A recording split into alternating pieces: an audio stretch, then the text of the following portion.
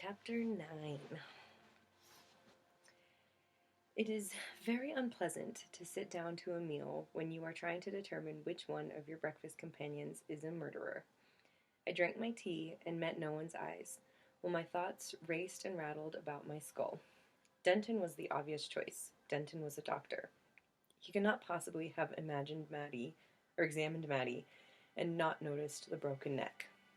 But at the same time, as a doctor, he should have had 101 ways to kill someone without resorting to such a crude method of murder. Still, that was not enough to rule him out. Men panicked sometimes. Perhaps it had been a crime of passion, an unrequited lust for Madeline. I had seen no such indication, but men have hidden such things before. It had to be Denton, didn't it? But just when I had convinced myself thoroughly of Denton's guilt, I would glance at Roderick out of the corner of my eye. If there was ever a man racked by a guilty conscience, it was Roderick Usher. He, he startled at every sound. He turned his head constantly, as if expecting that someone was creeping up on him. One of the servants brought in more tea, and he yelped and dropped a fork with a clatter. And there was the way he had reacted when I called him Lady Macbeth. Even if we ignored all of that, surely he had helped to lay his sister out on the slab. Surely he would have noticed the broken neck. No, the most logical answer was that they were both in on it, that whichever one of them had killed her, the other had helped to cover up. Would Roderick really cover up his sister's murder? And why murder her at all? She was nearly dead already. What possible gain could there be in the hastening her death along? I found that I could believe that Denton would cover for Roderick, but not that Roderick would cover for Denton. I had seen Usher under fire in the trenches. I knew what sort of man he was. He had plenty of courage, but little nerve, and he had loved his sister dearly. I would think of no hold that Denton might have over him that would cause him to cover such a thing. The doctor could hardly be blackmailing Usher, who had nothing worth taking any longer.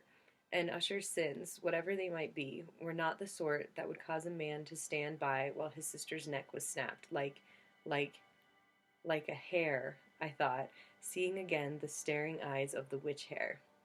I jammed my fork into my eggs, and the tines scraped across the plate. Roderick shrieked. "I'm sorry," he said, covering his face. "I'm sorry. It's this damned problem with my nerves. I think I hear... It's all right," I say automatically. I push back from the table, no longer hungry. "I think I'll go for a ride." The weather had not cleared at all. It was still drizzling, and the sky was turning an unpleasant shade of greenish gray. I was barely over the causeway when I saw movement in the grass and found a hare staring at me. I cursed at it and spurred Hob. He didn't deserve that, and he bounced a few times to let me know that he knew he didn't deserve that.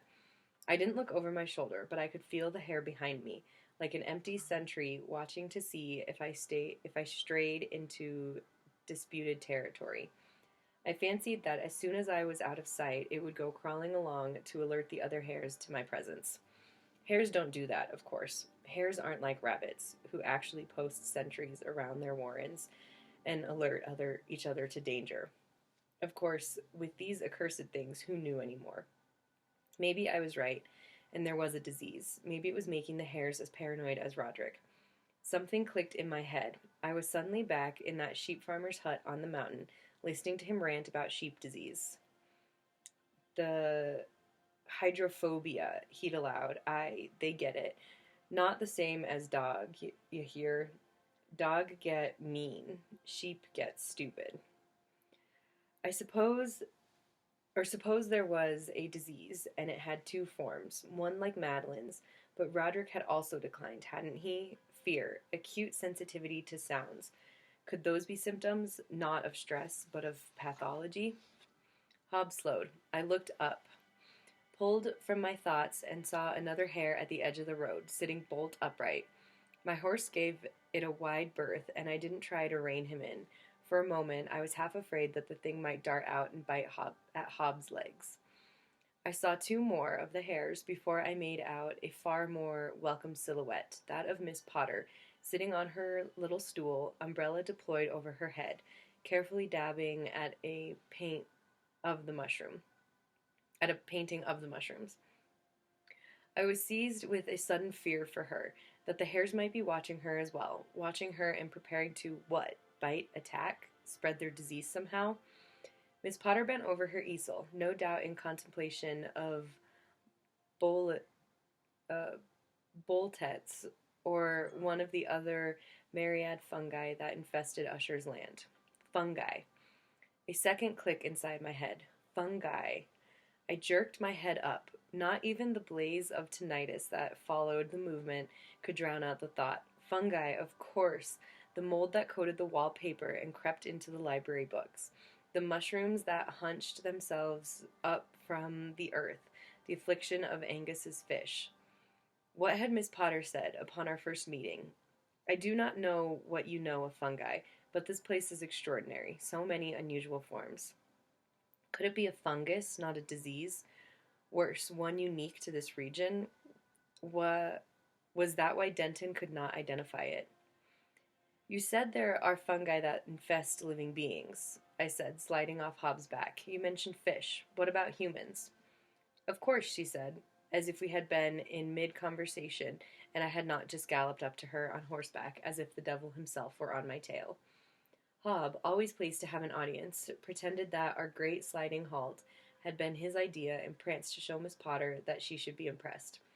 Ringworm is a fungus. Thrush, which you find on infants, is caused by a yeast that is found on many species. There are others, though some are rare. Are any deadly? I led Hob closer.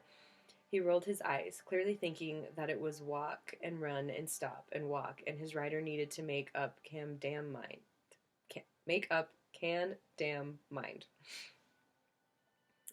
Miss Potter tapped her fingers against her lips. Yes, though I don't know that they are identified as such as often as they should be. People came back from India with little bumps that covered their face and neck, and that is believed to be a fungus. Men have died of it. And there are molds that form in houses that were, oh my god, sorry.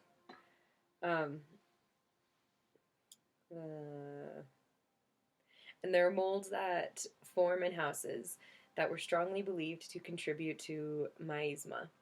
Now, of course, we have germs, so miasma is no longer in vogue, but I cannot say that the mold could not have weakened a person's lungs so that the germs might take hold. She shrugged eloquently. In short, yes, I believe there are likely fungi that affect humans that are deadly. Certainly they kill fish, and there are the ones that hunt worms, which is not the same as infection, but wait, what? I said with a hand. Did you say a fungus that hunts worms? Oh, yes. It is quite a stir in the proceedings of society last year. A German named Zopf discovered a fungus that actively seeks out nematodes. It was a sign of how disordered my nerves had become that I did not derive nearly enough enjoyment from hearing Miss Potter pronounce the word nematode with an accent so British that it very nearly had its own stiff upper lip. I could not imagine packs of mushrooms leaping across the moors in pursuit of prey. It would have been funny. I told myself firmly that it was funny. Hunt how? Adhesive properties, said Miss Potter. They secrete a sticky net of hyphea, and once the worm is ensnared, the net cells germinate on the worm and extend a network through it, devouring it. Does that kill it? Eventually, yes. Her eyes flicked away. I gathered that it was not a pleasant experience for the worm. I licked my lips. Hyphae? Multicellular filaments. What differentiates a mold from a yeast, in essence? An idea was forming in the back of my mind. I didn't like it one bit. What do they look like, these hyphalia? They can take any number of different forms, said Miss Potter, but the most common one is white filaments. Filaments. I thought of Angus's description of the fish, like slimy felt. felt, certainly. If it's a thick enough mat, she smiled tranquilly at me, but in small amounts, it would look like fine white hairs. Oh my god! Oh my god. So she had fucking worms on her skin. Oh, gross. Gross. Lieutenant Easton, where are we going? A crypt, I said. It's very hard to explain. I just need you to look at something under a magnifying glass. Is it a fungus? It's a dead woman's hair. Miss Potter stopped in the middle of the hallway. I had hustled her into the manor, hopefully without alerting anyone, and was trying to get her down to the crypt. It would have been easier if she hadn't kept stopping and demanding explanations. I must assume you refer to Miss Usher. Lieutenant, I have come to think of you as a sensible person, but there is something quite unsavory about all this. Unsavory seemed like such a dire understatement that I gave a bark of laughter. I know, it's utterly appalling, but, Miss Potter, I swear to you, on my honor as a soldier, I have, she said in blighting tones, known far too many soldiers. I could not argue that. Frankly, I'd only said it because I thought it was the sort of thing that might appeal to an Englishwoman's pip pip cheerio, God save the Queen, and so forth. I placed my hand against the peeling wallpaper and took a deep breath. Miss Potter, I said, I swear to you on the graves of soldiers that I have buried with my own hands. I mean no harm to you or anyone in this house, but if I try to explain it, you will think me completely mad. It's easier to show you. And if you tell me that I am mistaken, then I will escort you back to town and make a clean breast of everything to the master of this house. Eugenia Potter looked at me with her small bright eyes, then gave a single sharp nod. Very well. Lay on, Macduff. My heart was in my throat that we would meet Denton or Usher or one of the servants on our way to the crypt, but that vast house worked in my favor for once. We saw no one. I led her through increasingly dim corridors, only to realize that I had no lamp or candle. I swore softly in Galician. Miss Potter cocked a jaundiced eye at me. I do I do not know what that word means, Lieutenant, but I have my suspicions. Sorry, Miss Potter.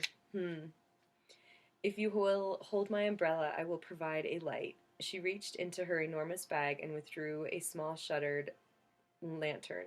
It was my turn to stare. Miss Potter, is that a housebreaker's lantern? It's none of my affair what others may use such a design for, she said primly. The shutters are mostly useful for providing specific directional lighting when I have been working on a painting long enough that the sun has changed position. She lit the candle inside the lantern and adjusted the shutters, then handed it to me. Madam, I said fervently, you are a wonder. Humph. We navigated the stairs to the crypt with the aid of the lantern. I pulled the bar from the door and pushed it open. The light from the shuttered lantern fell upon an empty slab, a shroud lying forlornly on the floor, and nothing more. Madeline was gone. Oh my god. Ah!